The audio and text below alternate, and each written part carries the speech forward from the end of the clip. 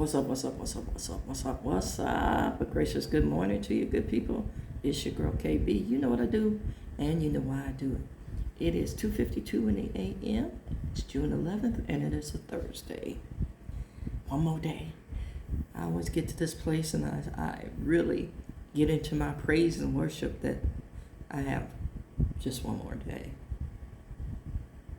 I'm always grateful to wake up. You know, and you've heard me say in my earlier recordings, in my earlier machinations, you've heard me say, you know, I hear the song that the old saints used to sing. Notice I said used to. And now I'm an old saint. Let me put it like that as well. Just another day that the Lord has kept me.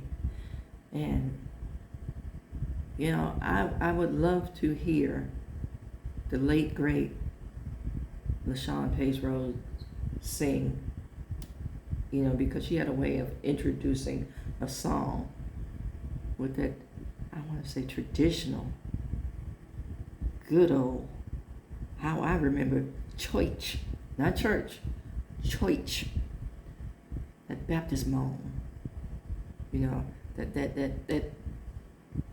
I want to say guttural and visceral, you know. Everybody knows I love the Lord. He heard my cry, you know, and there's nothing more intense than hearing an old deacon, an old-fashioned deacon, start that call and response on. You know, and a good old-fashioned deacon would start it off, you know, walk up on the platform, turn his back to the congregation, kneel and pray.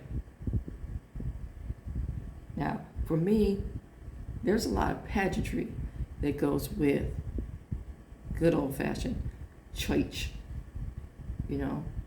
Rarely do you see choirs process in other than, you know, we're just going to walk in or we're just going to be on the platform when church begins. No. I like the pageantry of the procession and the steps. Now, some people have taken it to club level, which I struggle with, but the old-fashioned procession with a step, wait, you know, and then you see some of the choir members speaking to congregants who are just sliding into church, and you know, that kind of thing. I miss church like that, man. That's the good old days. And then it's like I was a kid for the majority of that pageantry. And it was hard as heck to sit still during all that. You know, I got many a pinch in church. But now that I'm older, much older, I appreciate that foundation. I really do. Now, getting into another moment of praise. Them Knicks, baby. You know that Denzel clapping. Them Knicks. Now, I believe it was, I may be attributing this quote to the wrong person, but I think it was J-Lo who said, if you weren't born in NYC, you're not really a New Yorker. And to that, I'm going to say, baby, and I mean this, and I'm saying with my whole chest, I want you to get out your best lip gloss, your finest lip gloss, your most expensive lip gloss. Put it on so you can kiss my New York bye. I was born and raised in Buffalo. I moved to California at 17. So I've been living in Cali longer than I lived in New York. But you can ask anybody who knows me in Cali how I feel about California teams. It's all about the Knicks. I was a Yankees fan till I figured out that they were heavily invested in the Tangerine Tyrant. I had umpteen thousand Yankee hats in every color to coordinate my outfits. They immediately went in the trash. And the same thing for my Bills gear. I love the Bills. I grew up when they were in the old, I believe it was called War Memorial Stadium. As a matter of fact, I lived like 2 blocks from that stadium. They had the stadium in the middle of the hood. I believe the stadium was also nicknamed the Rock Pile.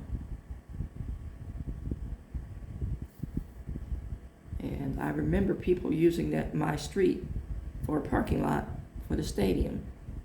And we could hear the crowds cheer. That's when OJ played. But I remember players like Braxton, J.D. Hill. You know, I am a Bills fan, but I can't bring myself to cheer for any of the NFL and its policies now because I am older and wiser, and I recognize that while they say they're not involved in politics, they are heavily involved in politics. And that's for the NFL in its entirety. And for those of you who don't want to acknowledge or admit it, now, there are some wealthy black people invested in teams, but the bottom line is it's still a club for rich white men trying to keep that rich white money. And you have to look no further than Kaepernick. Well, he violated policy, he did this, that, and the other. He was paid off because they knew they were wrong. There was a settlement because they knew they were wrong. And they continued to blackball this man and prevent him from doing what he loved to do.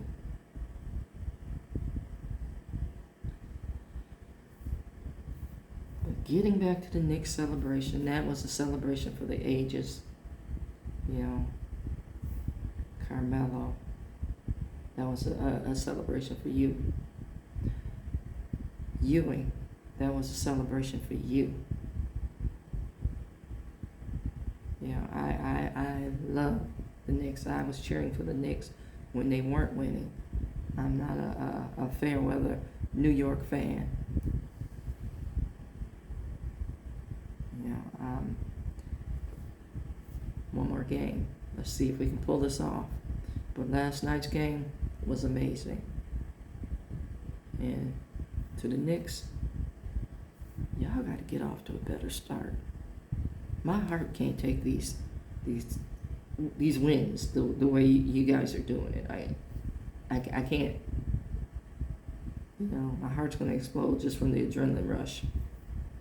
But congratulations.